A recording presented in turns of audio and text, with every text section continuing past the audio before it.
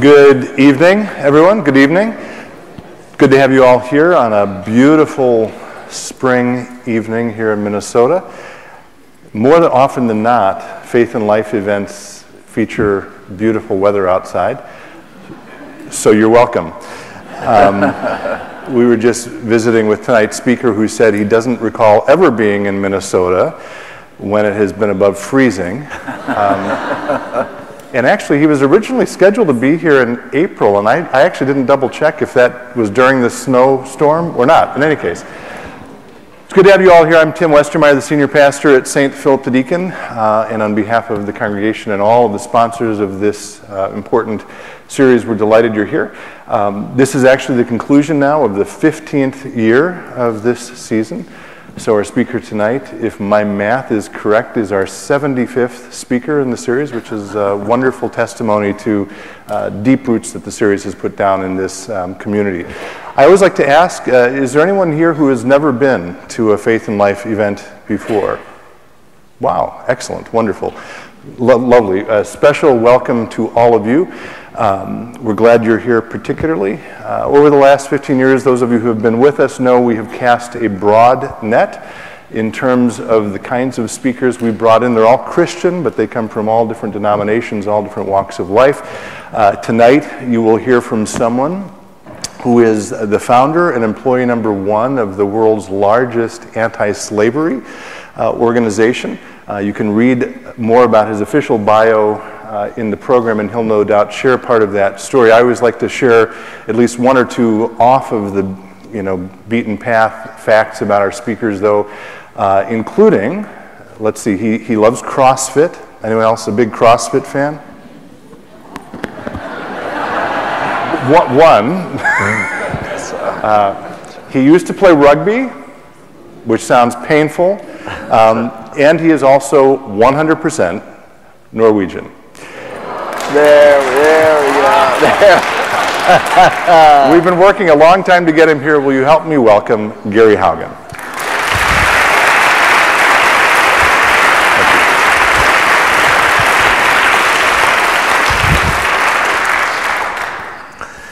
Yes, well, things were going badly there for a while until we brought out the Norwegian bit, and I knew that might save me, so.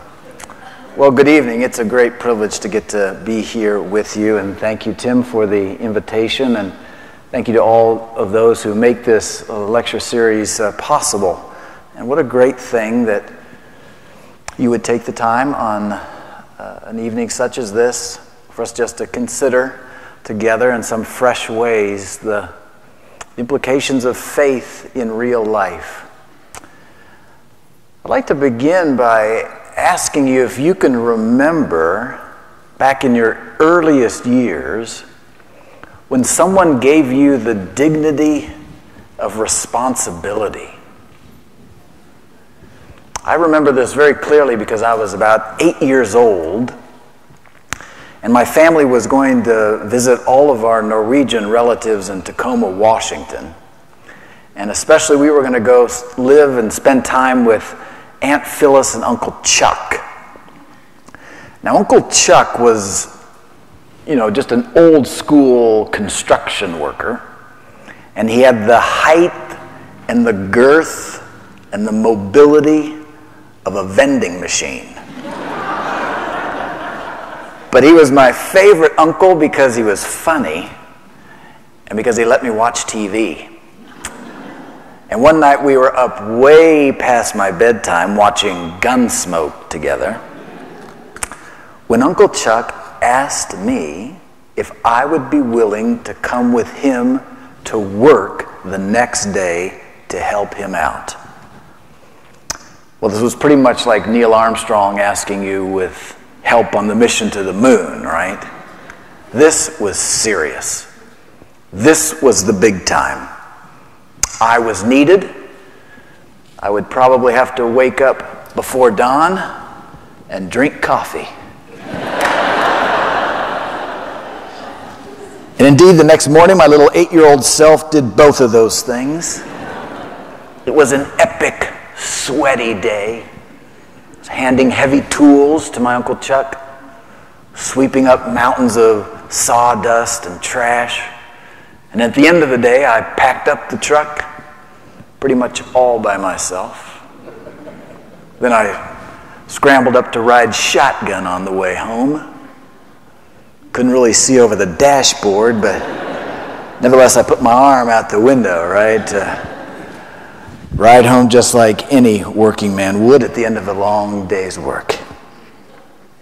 See, that summer I had arrived at Uncle Chuck's about 3'10", but when I arrived home I was about 7 feet tall.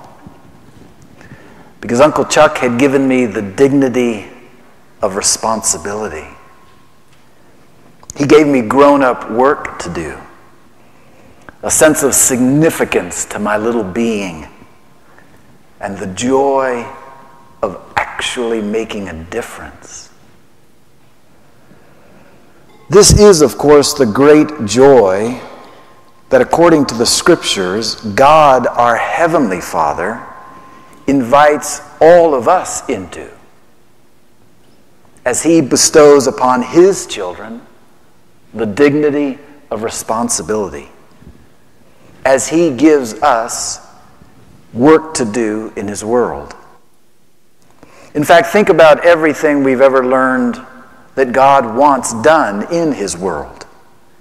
He wants His gospel to be known, the sick to be healed, the hungry to be fed, families to be whole, justice to be done. And there's two things we know about all those things on that list. Number one, He could, as a sovereign God, do all of them Himself. But secondly, He chooses instead to use people to get His work done in the world. Now, we might argue with God that this is the most inefficient plan possible for getting His work done. And we'd have evidence to back up that argument. And just as Uncle Chuck probably did not pick the sharpest tool in the shed when he brought his little 8-year-old nephew to the work site, but clearly Uncle Chuck had additional purposes in mind. Likewise, we cannot deny the way that God, in His deeper sovereign purposes, has chosen to get His work done in the world by granting to us the dignity of responsibility. Now, God maintains ultimate responsibility for the work, the way that Uncle Chuck maintained ultimate responsibility for what took place on the work site. But nevertheless, God has decided to place in our hands responsibility for accomplishing the things that He is passionate about. To share the good news, to love the lonely, to raise children, to protect the vulnerable, to paint the masterpiece, to tell the truth, to plant the seed, to order the chaos, all things He could do, but instead we get to do. And occasionally, if we look over the span of human history, you can see singular generations that seem to be given stewardship over a unique moment in history. A first-century church that turned the world upside down with a gospel of love. Or a generation that made up the 16th century church of Luther and Calvin, and common saints who remade the Christian world with a Reformation that opened up new channels of God's grace. Or an 18th century fellowship of founding fathers in our own country who pioneered forms of democracy and rule of law that were utterly novel to the world and changed our world. Or what, of course, they've come to call the greatest generation, that fought and defeated the genocidal violence of 20th century Nazis and fascists? Or what about a civil rights generation that marched out of churches with songs of hope to defeat systems of legalized racism? Or even a generation of generosity that confronted the scourge of HIV/AIDS and actually reversed the path of this global pandemic? What a great dignity for the people of God to be given a role to play in such epic struggles of divine consequence. But this evening, I'd like us to pause and consider the utterly unique moment in history which God seems to have placed before you and me. Whether we know it or not, Almighty God has ordained for us to be alive in a unique time in his ancient struggle against the most iconic evil in the human story. And that is the struggle against slavery. Very few people are aware of this, but there are actually more people in slavery today than in any other time in human history. There are more than 40 million people held illegally in slavery in our world today. That is 4 times the number of slaves that were extracted from Africa during 400 years of the transatlantic slave trade. Right now, human slavery, according to the ILO, is a $150 billion business in profit every year, generating more annual profits than Coca-Cola, Disney, General Electric, Wells Fargo, and ExxonMobil combined. Slavery is not a relic of history. It's a larger reality now than ever before. So if our mental image of slavery is a black and white photo from the 19th century that we saw perhaps in a history book when we turned the page as a child, we will need to update it with color for the millions of 21st century slaves, for instance, laboring on agricultural facilities around the world. Or if this is the picture of slavery in our minds, it needs to be updated to reflect the millions of slaves who are trapped in violence just in brick factories in the world. The horrors and degradations of slavery that we would have learned about as children continue on an even more vast scale today. And of course, children who in other eras found themselves born into slavery today likewise find themselves inheriting the yoke of slavery by the millions. As the old violence and humiliation of slavery takes on 21st century forms. Now, if these realities and pictures of modern slavery seem utterly shocking and perhaps even surreal, and maybe just unbelievable, I know exactly how you feel because I remember the first time I met a slave. It was nearly 20 years ago now. It was a tiny little girl named Shama. She was just a few years older than my own twin daughters at the time. And when I met her, Shama was forced to sit on the floor in a rural village in India and forced to roll cigarettes, thousands of cigarettes, 7 days a week, 12 to 14 hours a day. Or the time I was conducting an undercover investigation into the child sex trade in Southeast Asia. And I was taken into the back room of a brothel in Cambodia. And I was shown about a dozen children between the ages of 5 and 10 years of age who were on open sale to foreign pedophiles and sex tourists. What I want to be utterly clear with you about is that I'm not talking about metaphorical slavery.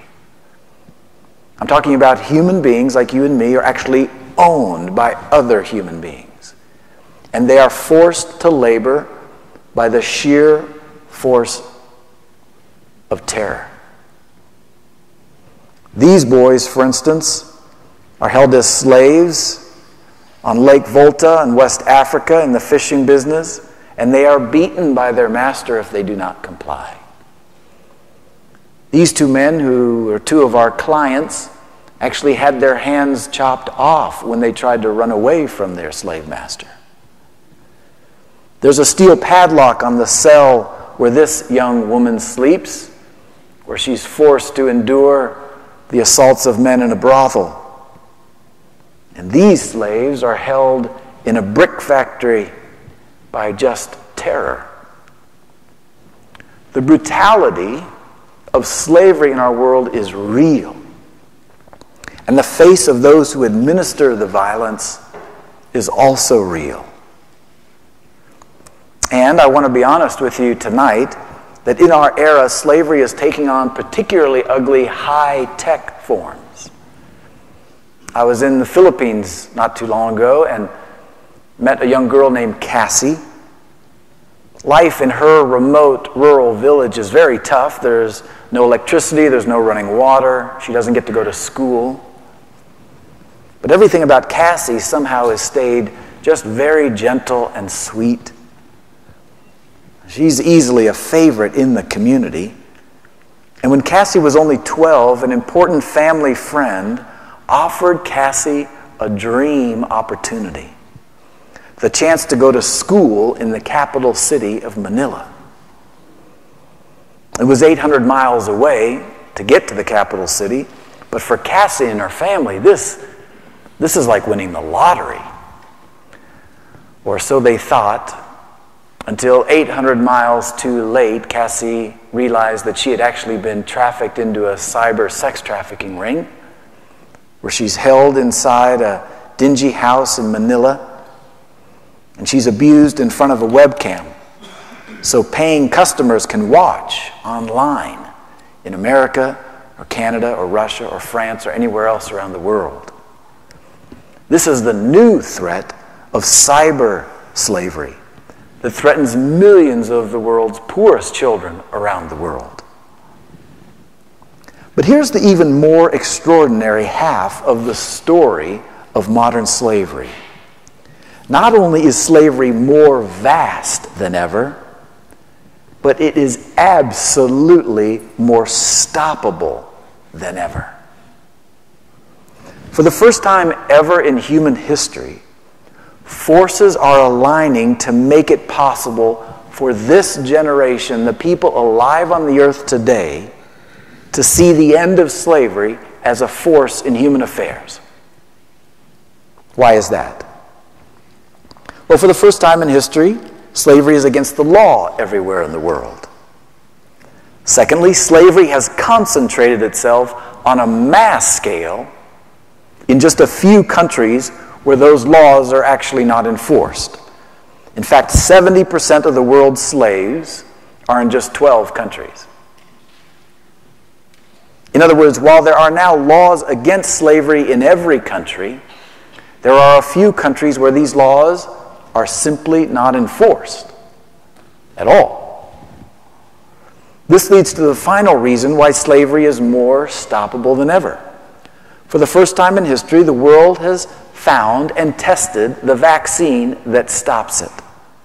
And here's what we've learned. When effective law enforcement is combined with excellent services for survivors, slavery rates collapse. And at IJM, we've actually measured this impact several times over the last decade, providing utterly validated proof now of a methodology that ends slavery. Our first project was with the Gates Foundation, where the goal was to measurably reduce sex trafficking of children in a mega city in the Philippines by 20% in 4 short years. We built a small team of Filipino advocates to help the local authorities rescue hundreds of children from sex trafficking, and we sent about 100 sex traffickers to jail. And it turned out the plan worked beyond our wildest dreams.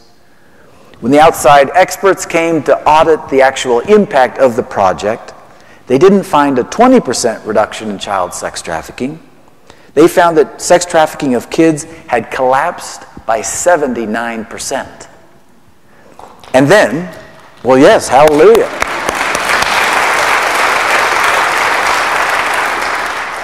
And then when we attacked the problem in 2 other of the major cities in the Philippines, sex trafficking of slavery fell by 75% and 86%.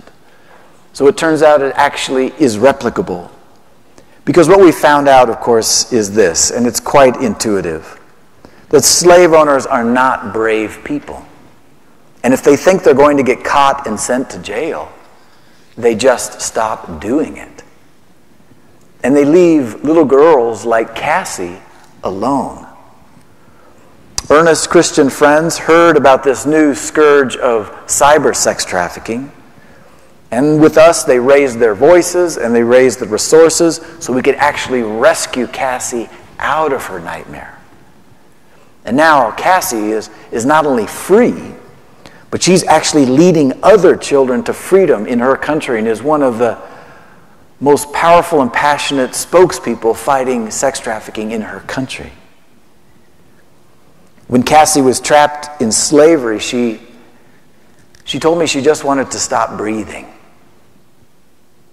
But now that the people of God have rescued her and brought her real healing, she told me she wants to use every breath God gives her to sound the alarm and rally people of faith like you to the fight.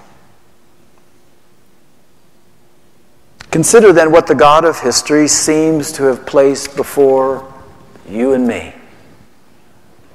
The same way each of these special generations that we named over the arc of history would have had no idea and no explanation necessarily for why they should be alive at the particular unique moment in history that they were. But here we are. God has placed you and me in an utterly unique moment in history in which there are more people in slavery than ever, but also a moment when He's placed in our hands the vaccine that could end it. The problem is this: the places in the world with the most slaves don't have access to the vaccine. They don't get enforcement of the law and the services that actually can restore former slaves to dignity and strength. So the question is this: will you and I perhaps be the justice generation that finally makes freedom available to everyone? Could we actually do this? Could God be giving you and me the dignity of responsibility? You know, He's done this before, very powerfully in the area of slavery. 200 years ago, one of the most extraordinary miracles of history occurred. It's something that historians have a very difficult time explaining. Because if you and I went back in time to the early 1800s, we would find a world in which the largest, most powerful, and prosperous global economies in the world were built on slavery. That was the engine. But within a single generation, the most surprising thing happened. The most prosperous slave economies in history were forced to stop doing it for moral reasons. How did that happen? Well, a passionate generation of Christ followers were invited by God into the dignity of responsibility. And they launched the world's first mass movement of Christian abolition. A movement in which millions of everyday Christians took up the cause of ending slavery on a mass scale. There were, of course, Christian leaders that we all have heard of, like William Wilberforce in the British Empire, Harriet Beecher Stowe here in America, or Frederick Douglass, William Lloyd Garrison, and Sojourner Truth. And these were the leaders who, of course, sounded the alarm. But what did they do in sounding that alarm? What they did was wake up a sleeping giant of a church. And by the millions, that church woke up to call their authorities to account for the sin of slavery. God gave common, everyday, church-going Christians the dignity of responsibility. And by the millions, they took up this prophetic call. They rallied to the anti-slavery cry in overflow crowds in tiny church halls, but also sometimes in massive gospel revival meetings. If you think about this, in the days before Facebook and Instagram, how did concerned Christian citizens raise awareness amongst people about the true horrors of slavery? What image could you circulate? Well, what they did was circulate millions of hard copies of this image, of course. which many of us would have seen in our history books. This diagram of the slave vessel, the Brooks, which showed this image of the brutal reality of a packed slave ship. And this was the image that made sure that all their neighbors saw the true horrors of slavery. These common Christians also demanded to know where the sugar in their tea and where the cotton in their dresses had come from. They addressed themselves to their elected governing authorities, and they demanded an end to slavery. Christian citizens by the millions gathered up their dollars and their shillings, and they made sure that the fight for freedom had a fighting chance against the massive money interests of slavery. And over a single generation, they succeeded beyond all expectation, and they outlawed slavery from the most prosperous slave empires that humankind had ever seen. Amazing. The end of slavery seemed to have come, and the church, by the millions, went back to sleep. But slavery did not, in fact, go away. As we now know, slavery evaded extinction by adaptation. It took on new forms that the old laws did not address, and it amassed in places where the laws were not enforced.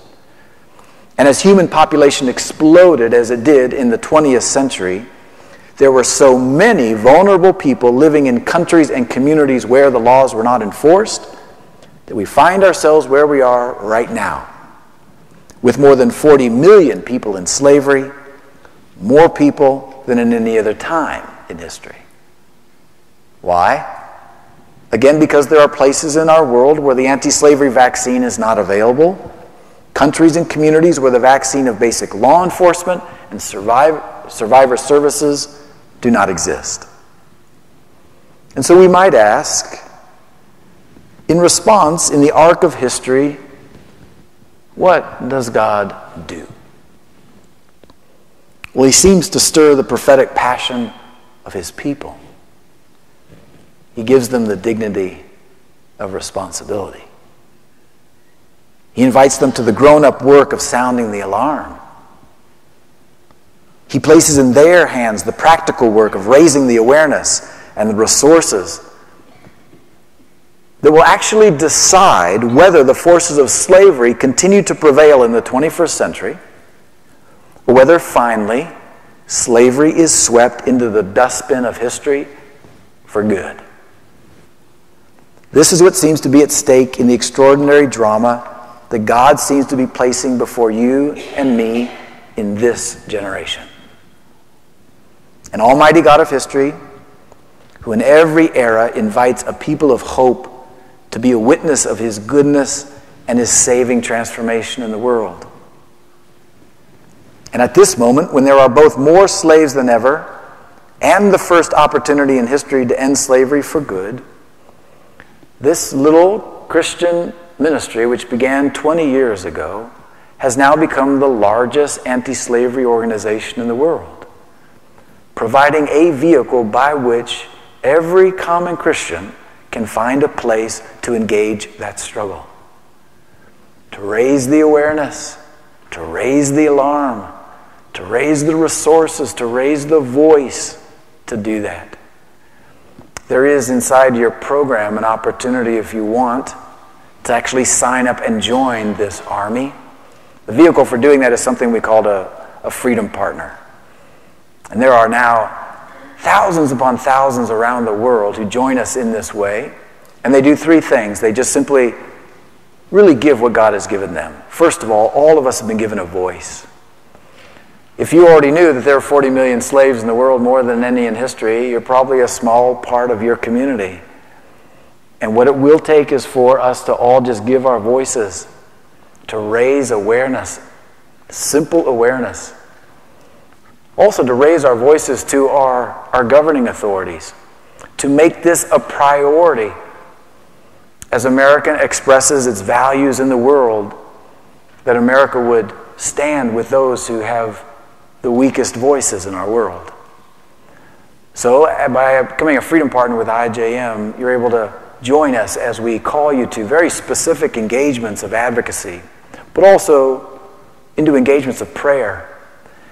In fact, in just a few months, all of IGM's 1,000 staff are coming to celebrate their 20 years of work and coming to the United States for 2 days to just be in prayer and worship with friends who would join them. So I would invite you to join us in that. But also the Freedom Partner allows you to help pay for the rescue the poor themselves cannot afford, and to make sure that we're able to always be there when the alarm is sounded and we know that there are those who need rescue. Because when I think of little Shama, enslaved in a cigarette factory so many years ago, or those little girls who were being sold to pedophiles in the back room of that brothel in Southeast Asia, or those boys that I know who right now are enslaved on a lake in West Africa, it always occurs to me, how are they somehow supposed to know that there is a good God who loves them and sees them? And then I realize, oh, God has given this to us. He's given to us the dignity of responsibility. This amazing thing that Jesus said when he said to us, you are the light of the world. Let your light so shine among men that they will see your good works and give glory to your Father who is in heaven. I do urge you that if you find any of this just tugging at your heart this evening with a special sense of joy, I do hope that you won't allow this spark of hope to end with a joyless defeat in the church parking lot, that great asphalt graveyard, where the holy whisper of God's glorious hope is swallowed up by the drive-away noise and rush of the next busy but perhaps lesser thing. In fact, as you consider all the various invitations to serve and be a witness to God's goodness in the world, and at this church and in your own community, you must receive those invitations quite regularly. But sometimes they strike us as maybe something we have to do, or some great burden, or some overwhelming favor we're going to do for God. But in those moments, I remember my Uncle Chuck and the way he invited me and my narrow little 8-year-old shoulders to work with him at the construction site. It wasn't because he was panicked about the progress of his project, I don't think. I don't think it was because he had no other options for manpower. It was all about love and joy for me, his little nephew. It was his pure delight to invite me into an adventure of discovering what I was capable of the grown-up and weighty work I could do at his side. Likewise, our Heavenly Father has given you and me a glimpse of his weighty work in the world. He's doing this weighty work, and it's going to prevail. And he's just asking, do you want to step out with him to the work site, to taste a bit of the dust and the sweat and the struggle of where he is building his kingdom? And just as my Uncle Chuck was part of what they called the greatest generation, that survived the Great Depression, defeated global fascism, built so much of the peace and prosperity that allows us to thrive in freedom, likewise, maybe God is inviting you and me to be part of the justice generation. Those who take responsibility for going to work with him in the world to finally end slavery. For girls like Cassie and others who still await a witness of God's hope for them. Frederick Douglass preached a sermon on the 4th of July, 160 years ago. And he said this, he said that let the people of God array their immense powers against slavery and slaveholding, and the whole system of crime and blood would be scattered to the winds. That day did not fully come for Frederick Douglass in his day, but by the grace of God, for the first time in history, it may come for ours. These are the words of Jesus. You are the light of the world. Let your light so shine among men that they'll see your good works and give glory to your Father who is in heaven. Thank you very much.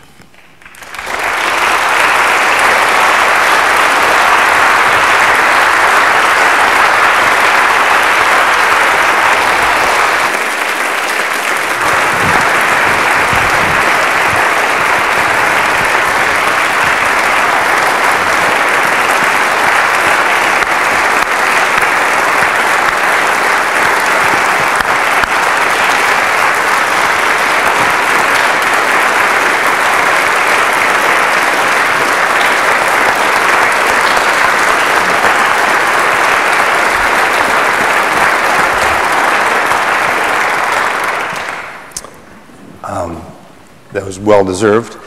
Thank you, Gary. You'll have a chance to be asking him some questions in this public forum in just a few minutes. There's a mic to my right and to my left, and he's going to come back and respond to those. So please think of some, so there's not just silence after I'm done. Since this is the last event of the series, I, as always, want to make a few announcements. The first is just to remind you that the 16th season of Faith and Life will begin again next September. The speaker and date is indicated in your program. A woman named Jo Saxton, I believe it's in the middle panel at the bottom. Yep. Thursday, September 27th, back here in the sanctuary, 7 o'clock. So we hope you'll come back for that. If you would like alerts about that, as always, please sign up for our emails or like us on Facebook. On the form, you can also return this form on the back of the thing. There's also a place for speaker suggestions. We work a long way out in this series. It will not surprise you. So next year's series is fully booked. You can wait to hear who else will be getting when we announce it later this summer. But on the back of your program, there is a place to offer suggestions. We take those suggestions seriously, and actually one of the most frequent questions I get, or I've gotten in the 15 years of this series is, where do you get your ideas? And a lot of them come from you. And Gary, actually, just as an example, was suggested by many people over the last few years, but I want to single out, maybe unfairly, Jim Peterson. Jim, where are you? Jim is way in the back. Jim is also a lawyer, like Gary's known Gary for a long time. So Jim, in the last couple of years, went out of his way to say, hey, you know, someone you really should get is this guy named Gary Haugen. So Jim, thank you, and let's give Jim a word of thanks for that.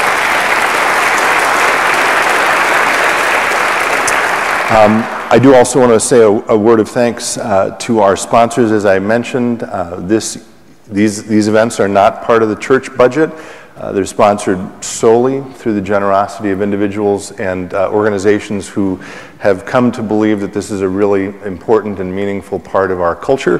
So I want to thank, and I know there were a number of our sponsors who could not be here because of other conflicts, but Greg and Lisa Buck at Productivity, Jim Voss and Ruth Ann Voss and Cressa. Jim, thank you. And I know we've got some others from Cressa here tonight, so thank you all for being present. Catherine Collins of Honeybee Capital. Cool story there. Catherine actually was a former speaker here.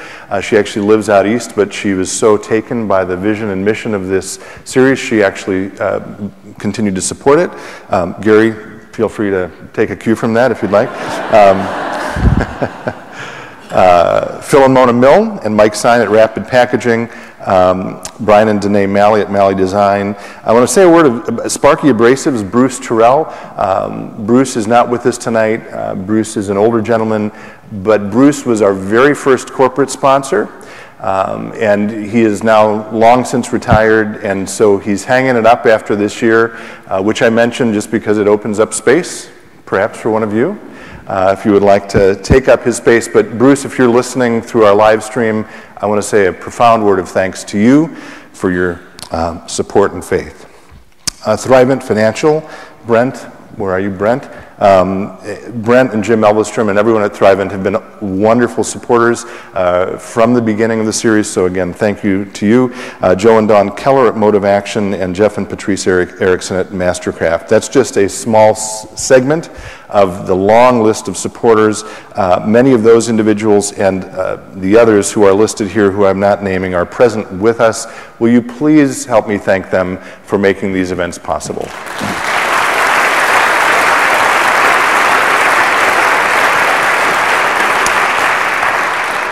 I also, a couple of other words of thanks. Subtext bookstores. Sarah is out there selling a couple of titles of Gary's. And by the way, after the Q&A, you'll have a chance to let Gary inscribe these if you'd like. But Sarah, thank you. I don't see you. Where are you, Sarah? Oh, there you are. Thank you, as always, for your help. I also want to say a word of thanks to John Good, who's an old friend, now at IJM, and was instrumental in making this all possible. And also Sarah, thank you. Or Susan, sorry, Susan, yes. Sorry, I should get another Ole's name right. Anyway, both of you, and John especially you, for all of the hard work over the last few months. I'm really grateful, and it's great to see you tonight. And then Jeff Elstead, as always, our guitarist. Thank you, Jeff, for being with us from the very beginning. Will you give a hand to Jeff? And a final word, and then Gary, I'll let you come back up, about this envelope. I can think of one other time in the 15 years of this series where we've had an insert in our program. We work really hard, and I hope this is part of the reason we've developed a trusting relationship with our audiences. We work really hard not to make this a bait and switch. We're not trying to convince you to come to worship here at St. Philip the Deacon. We're not having you come here to ask you for money. You come free. I have felt from the beginning that it's critically important that these events are free and open to the public for all kinds of reasons. That said, as we were talking about this evening's presentation, and I said this to some of the other folks before the event, it has become the experience of Gary and the folks at IJM that after he talks particularly, people are left wondering, well, what can I do?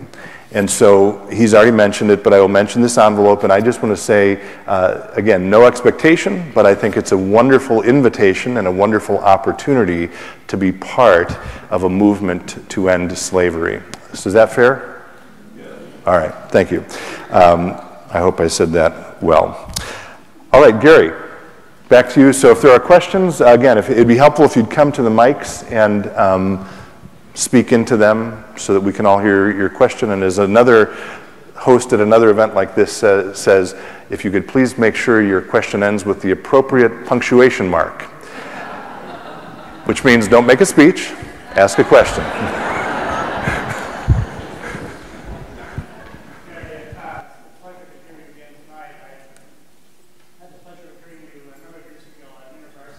In Chicago after you'd come back from Rwanda, and you stirred my heart momentously that night and again tonight. Thank you. As I heard you speak and heard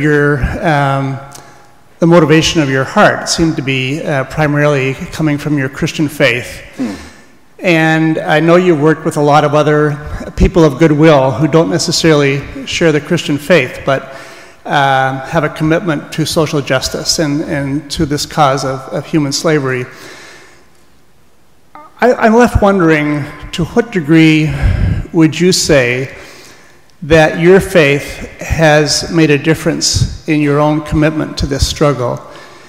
Had you not become a Christian at some point, had you been raised as a fine secular humanist who cared about the oppressed and these great evils in our world, could you imagine having come to the same point of commitment to this cause that you have and having sustained it the way you have? Or is there something that for you that you think has been transformational in terms of your own commitment that ties back to your faith? Thank you for the question, and especially asking it in that modest way of just asking me for my own reflections of my own life, because that I can speak to. It is, impossible, I think, to actually speculate of where I would be and what I'd be doing if my core convictions about life were different. And as a convinced Christian, my core convictions about reality come from the teachings of Jesus. But I certainly do many, many, many friends who do not share those convictions, but share the passion to address injustice in the world and to address slavery. And I think part of the early motivation in my own journey of engaging these issues of justice was seeing actually so many more people engaged in those issues who are not people of faith, and a sense of confusion about why there were not more of the people of faith, especially as one looked in history. Why were not people of faith and followers of Jesus engaged in these issues of justice? So I think it's easier for me to imagine myself landing in the same place of conviction, but your second word there was to be sustained in it. And I would say that's where I find my Christian faith is most powerful for me. In fact, we do our work at IJM as a community of Christian spiritual formation. That is to say, we have this sense that without the constant return to Christ for the formation of our interior, we cannot be the kind of people who actually sustainably engage this kind of work. You do need 5 things in order to do this work for the long haul. You need moral clarity. You need sacrificial courage. You need extravagant compassion. You need hope in the face of defeat. And you need a refreshing joy. We find all 5 of those things together in our community of Christian spiritual formation. So, for instance, we begin every day doing absolutely nothing. It's called 8:30 stillness. So from 8:30 till 9 o'clock, we all spend 30 minutes in solitude and silence, just spiritually preparing for the day. And then we work very vigorously for 2 full hours, from 9 to 11. And we stop our work and we gather again as together to pray for a half hour. Then we return to the work, and then every quarter we actually stop all work and spend a whole day in prayer together. And then once a year we call our global leaders together and all of our friends who will come and pray with us for 2 full days. And again, that's what we're planning to do in this special year with all of our staff from around the world. For myself and for our team, I think what it is that we've actually found most powerful about our work is actually our experience of God in it, and the way He actually uses it, and the weakness we discover of ourselves in it.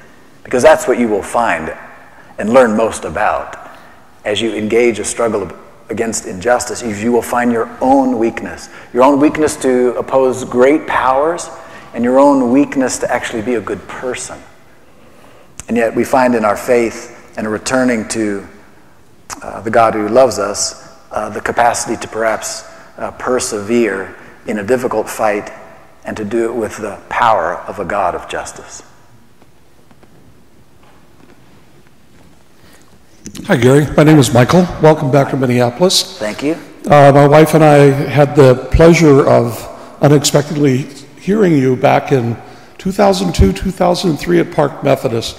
And boy, we were hooked ever since. Thank you. It was the haircut or something. Yes. But it works for so many. Yeah. And we jumped in and we learned a lot. And I think the takeaway I have from IJM is, it's not only the financial, but there is so much can be done for the physical. It's not about just writing a check. You can do that. We attended a prayer gathering in 2008 or 9. We attended the 2-day advocacy training.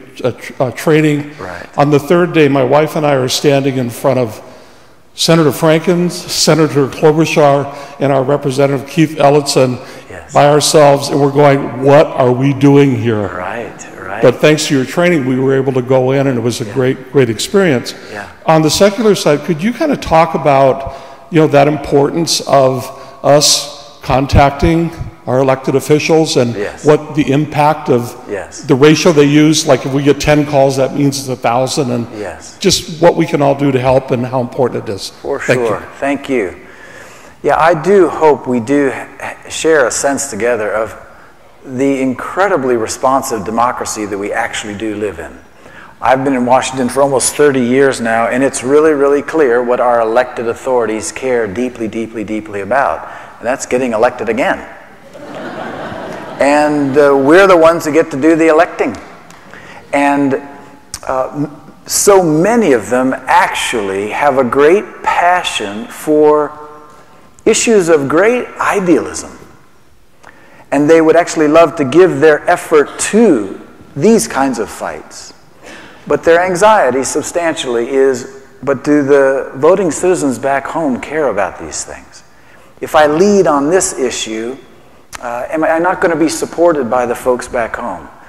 And that's why it has been so powerful for us to begin to mobilize the voice of common voters back home to let their public representatives know that 40 million people in slavery on our watch is not tolerable. And if our representatives in Washington know that that's the way that we feel, and they know that because we take just a little bit of time and effort to let them know that, my goodness, that works with extraordinary power. One of the great things that has come together now, and this is one of the game-changing events of this era, because there are a number of reasons why I don't think I'm actually exaggerating when I say it would be possible for slavery to end as a force in human affairs in this generation. It will always exist as some sort of exotic, weird crime that someone is doing, but an actual force in human affairs as a significant segment of the human economy, that could end. And one of the reasons now is there is, for the first time, coming together a global fund to end modern slavery. And the U.S. government has been leading in this with the British government in the same way that there was U.S. leadership for establishing the Global Fund to End AIDS.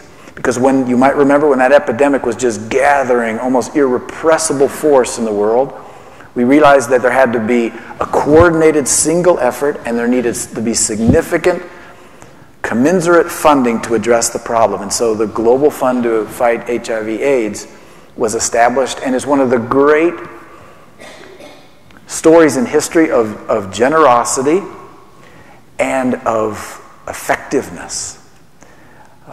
That now is coming together in this era and is being substantially led by members of the U.S. Congress. And the critical thing for them, though, is to know that the people back home support them in doing that. So please, the Freedom Partner program is a way to get coordinated with us in that work. There's actually a local advocacy team here that will coordinate your voice with your local representatives. But it is a great gift that we could take more time to draw this out in history. The reason the great breakthrough in history of the last emancipation struggle in the 1800s took place is because you had a transformation in two things. You had democracy come so that the slave economies were no longer being ruled by kings and princes. They were being ruled by parliaments and representative democracies.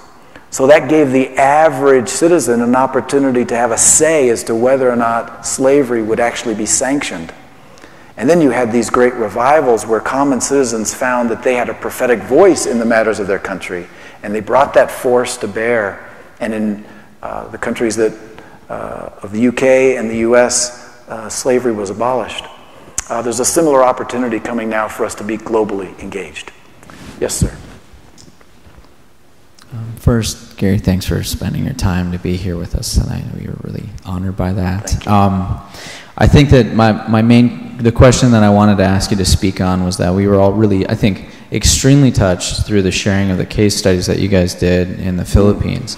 And I know you've come a long way as an organization in the terms of development of best practices and rolling out different initiatives globally. And I was wondering, I know there's a lot going on, so this would require another evening of a talk, but if you could speak to some of the developments and areas of operation currently that IJM is engaged in, specifically maybe some of your favorite initiatives currently and things that you're seeing as an organization that you guys have started to implement now that you find to be particularly impactful. I know that a lot of the work that you guys do in the different countries is profound, but if you could just speak to some of your favorite initiatives currently, I think we'd be... Thank you. Yeah. So some amazing things immediately come to mind. One of the most hopeful examples is taking place in Cambodia, where it took longer, but over just a little more than a decade's worth of time, we were able to reduce child sex trafficking by 80%. And the way that worked was by empowering, again, local law enforcement to be effective in actually sending people to jail for this crime, because slavery is a highly discretionary economic crime. You do it because you can. You do it because you can make money. That's the reason you're doing it. But it means it's very elastic to risk. So as the risk of going to jail goes up, there's a certain point in which it just collapses. You make the calculation as the criminal that, well, I can't get away with this anymore. So that's what happens when you empower local law enforcement in the developing world to actually address this. And this is what we discovered. That it is actually possible to take broken, corrupt, brutal law enforcement and have it actually work. We do that by bolting IJM onto it, and again, working through a local team of nationals. So these are Cambodian lawyers and investigators and social workers who bolt onto that criminal justice system, work with it for a series of years, and then once it's actually functioning, unbolt IJM and see if it can operate on its own. And in Cambodia, outside auditors have actually validated that for 3 years now, it is doing on its own what it's supposed to do to enforce the law against child sex trafficking. This is a beautiful thing, that it's actually possible to get local law enforcement to work. The other thing, though, is great survivor services. For a number of reasons, this is absolutely critical, largely because law enforcement won't do its work if they don't actually think that rescuing girls or families from slavery is actually something that produces an outcome that changes their lives. And many times they're quite cynical about it, but once they see that it works because you've got great survivor services, that motivates law enforcement. Second biggest thing that we have seen is not only proving that you can fix a public justice system that's broken, but now we can actually measure slavery. Can you imagine how do you address a problem that you couldn't measure? With the HIV/AIDS epidemic, we had to come up with prevalence studies to figure out, well, how much HIV/AIDS is there, and is our intervention actually working? So the reason I'm able to give you these numbers of 80%, 75%, 86% is because now, just within the last decade, we've developed the methodologies for measuring slavery and whether or not interventions work. This is completely game-changing. There was no opportunity to actually fight slavery in a definitive way prior to these technologies, but now they exist. The third thing, sorry to rush through these, is now business is being engaged. The biggest corporations and brands in the world know that they face massive reputational exposure if there is forced labor or slavery somewhere in their supply chain. So they are terribly concerned that somebody's going to find slavery in the fishing industry for the fish sticks that we buy at Walmart, right? And then everybody's going to go, the fish sticks in Walmart are come to us from slaves. We're going to Target instead, right? And so Walmart, for instance, has actually opened an office with IJM in Thailand to get slavery out of the fishing industry. They paid for measuring how much there actually is, and now a benchmark against which we can do that. As wonderful as the sort of the funding of that, the more powerful thing is this. The reason there is slavery in the Thai fishing industry is because the Thai government is not doing what it should do to actually enforce the laws. And we've said to the corporate partners, look, you're bearing all the reputational risk of this. Why don't you exercise your influence with the government authorities, because they care more about what you actually have to say than really any other voice. And you say, look, we love participating in economic development in your country, but we've got this risk that we're running that we just can't bear. If you could just do your job, that would be super helpful to us. And here's an organization, IJM, that can actually help you do that. this is going to unleash extraordinary forces for good in the world. But they do that because these leaders of these corporations want to be good citizens in the world. I think there's sincerity in that. But the engine also behind it is consumer awareness. So the fact that, again, it goes down back again to the common citizen. When the common citizen asks about their fish sticks, it produces powerful mechanisms in the world. Yeah. Yes, ma'am. Hi, Gary. Sorry if I get emotional. I don't think I'm going to get through this without crying. I went to the IJM prayer conference in D.C. in 2014 and 2016. And I didn't have a question. I just wanted to say thank you. It's really important to go to these prayer conferences. I'm not trying to cry to elicit some kind of emotional reaction. It floored me. It absolutely floored me. Yeah. How much God shows up at these conferences and how much your life has changed at these conferences. It changed my life to go to these conferences. So I just wanted to say thank you, and I just wanted to urge anybody I'm just really trying to do a PSA. I just really want you to go to the prayer conference because it really is life-changing, and you spend specific time praying for things like the Philippine police to get trained, and then you come back, and then you see that they were, and then you see that they're effective.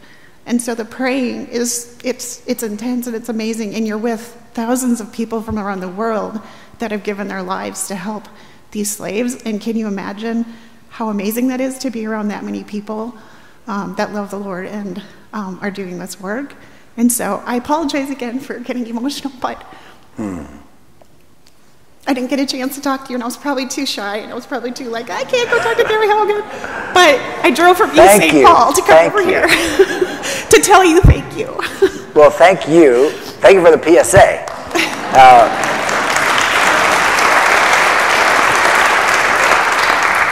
These prayer gatherings started out, the first one was fewer than 100 people, and they're now thousands come to join us for these days, and it's the hardest thing in the world to market.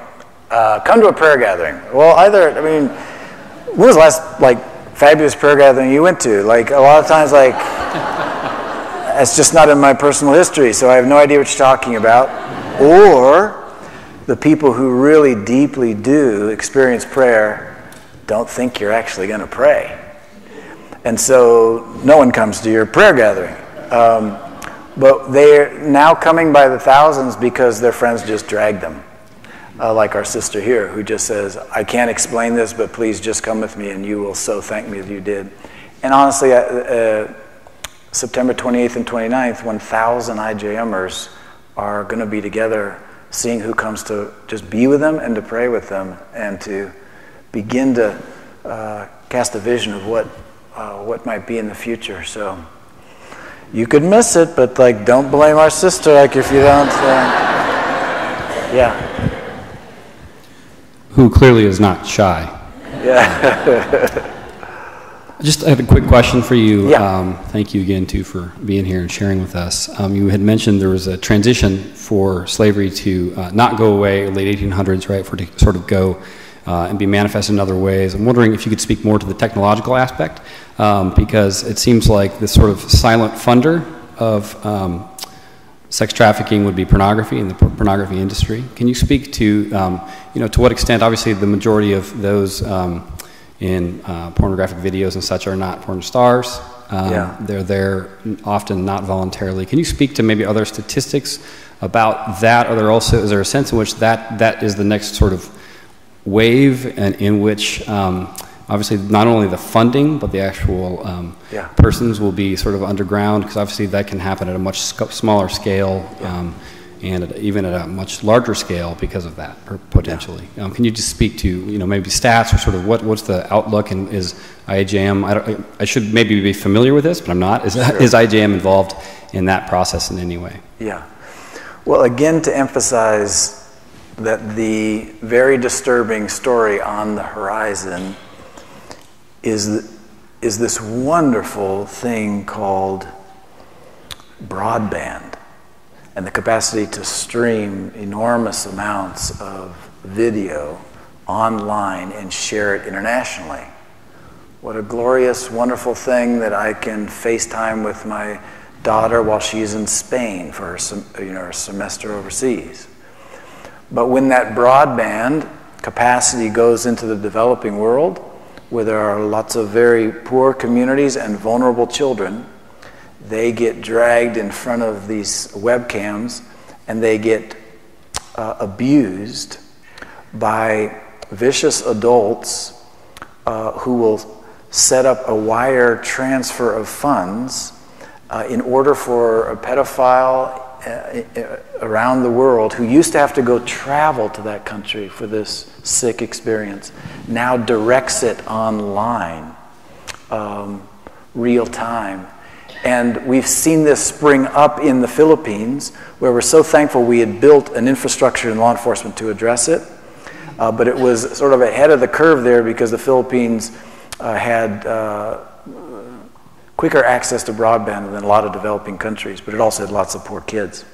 And so now this is going to be a very significant frontier of difficulty.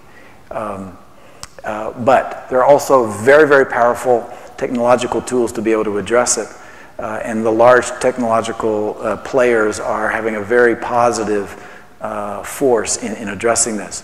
So what happens now is that it's possible to actually have referrals from law enforcement of images that are being streamed, that they now have algorithms of the court that pick up their abusive and obscene nature against children. They can then walk those law enforcement leads back to the country. So now the Philippines is receiving thousands of case referrals every month from U.S. law enforcement. So this is a great struggle. The developing world will need great law enforcement in order to address it, and that's something we can actually help out with. Visit IJM's website, ijm.org, for some more information about this. Let's do one more question. Yes. Maybe two more questions. That's me. Make it a good one. Thank you so much for coming. I have been a part of the anti-trafficking network of people, and if I were to trace my roots back to basically like what called and what sent me, it would be your organization. Oh, and so thank you for leading the way. Like 6 years, like it always comes back to IJM. So thank you. So here's my question though. Yeah. So my question is, like, what do you see is the next step for combating this issue? What do you see is next for IJM, and what do you see is next for the church to address what is going on with sex trafficking? Yeah. I think we're still in some early stages of awareness, right? We just need to get the word out and sound the alarm. I think we spoke of a lot of urgent, brutal, massive things tonight that just most of our neighbors would not be aware of. So it is the work that we all can do of building awareness. The next step for IJM in many respects is to scale by training and empowering other organizations with this methodology. Some years ago, the Google Foundation came to us and said, we'd like to expand your work on addressing slavery in South Asia, but we want to see you expand that work by training other organizations and partners. We actually were a little reluctant to do that because we knew how to get the work done ourselves, but we didn't know if we'd be effective in training others, because you give a lot of time and money to that effort and you don't know what your outcome's going to be. But we thought we would give it a shot. And now we've developed a network of partners now over the year who rescue many, many more thousands of people from slavery than we ever do. So this little light bulb has gone off in our heads where, the scale that's going to be required is going to come from training and equipping other organizations and entities that are embedded in the places in the world where there is large-scale slavery, with a methodology that actually ends it. And secondly, this rallying the world to a global fund that will coordinate all these efforts together, so you don't have 1,000 anti-slavery organizations doing a bunch of uncoordinated things that no one knows whether any of them actually work, but actually get a coordinated fund that has the resources it needs, but also has the disciplined strategy and metrics of accountability for effectiveness that will actually make the slave owners shake in their boots, because at the moment they're not afraid of 1,000 discoordinated efforts. Yeah. With that. Okay, so now I don't know how many more questions we've got. Let's do. Please. Yeah, please. Hello, Gary. My name is Glenn, and my question is about the services. Could you talk more specifically about some of the services that are provided to keep people out of slavery and from coming back in? Yes. And I think specifically of rebuilding broken lives. I'm sure that in many cases, the only thing that can really heal and help people is God, and some of those like long work and time and actually rebuilding lives. Yes.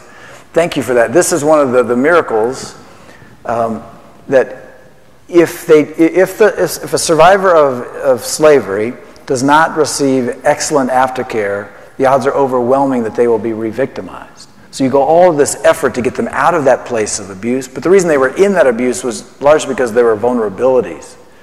And so if you just allow them to go right back to that place of vulnerability, they're likely to be abused again. And many of them, especially in the sex trafficking area, have suffered such severe trauma that if that is not addressed, they're not going to be equipped to go forward. But the miracle is that we've seen is that great aftercare service actually works. And wonderfully, we now have these ways to measure the effectiveness of aftercare. And by more than 90%, the people who participate in our programs will never return to places of slavery. For instance, when we rescue people out of forced labor, they enter a 2-year freedom school.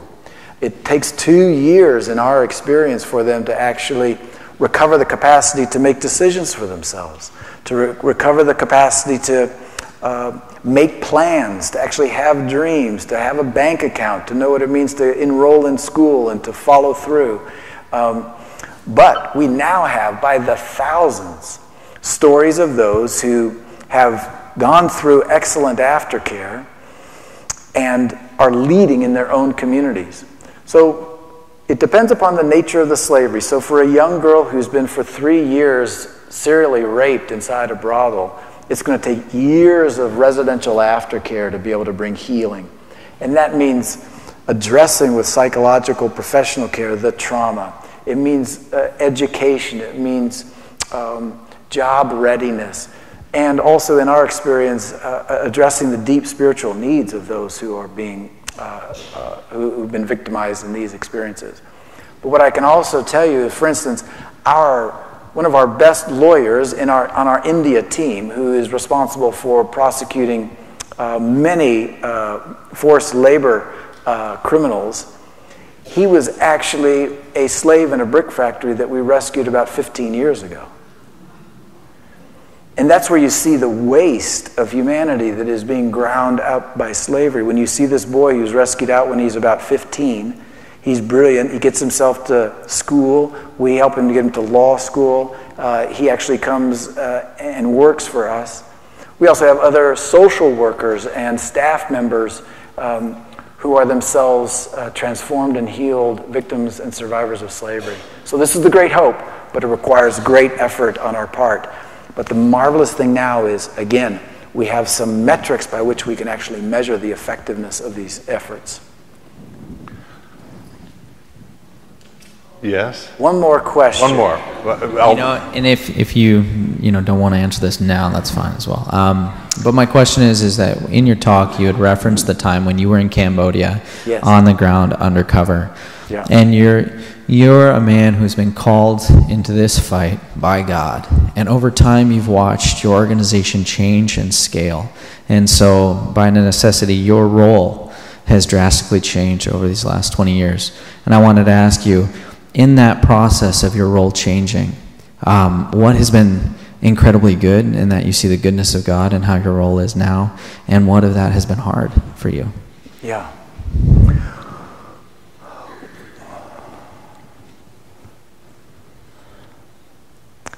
The goodness so overwhelms the things that have been hard.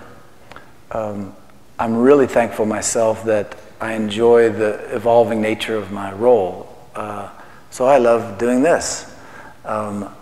I love the opportunity to speak and represent the work and rally support for it. So I'm not engaged tactically with working cases anymore, which I loved also doing when I did that. But fortunately, it's football season. I'm not missing baseball during football season because I'm enjoying this as well. So I'm really grateful to God for that.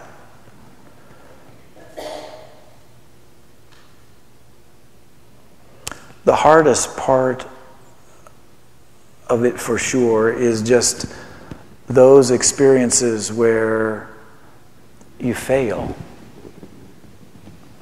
where you don't arrive on time, where you could not fix the girl who's been forcibly infected with HIV/AIDS and she passes, or the prisoner who expires in the prison, or the lives that the girls that you did an undercover operation and you found them, but because you could not bring rescue then, when you did come, they were gone.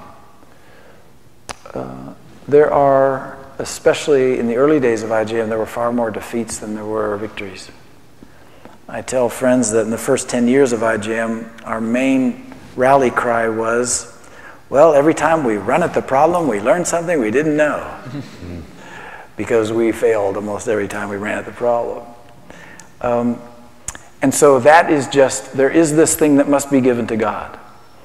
And I think that is part of the spiritual formation of it as well, to realize that He is the God of justice. He bears the weight of this struggle. I am just a jar of clay into which He may choose to pour His treasure, but it will always be held in this very earthen vessel. And it is a spiritual discipline to continue to throw off the weight and have the God of the universe carry it instead. Thank you very much. Thank you.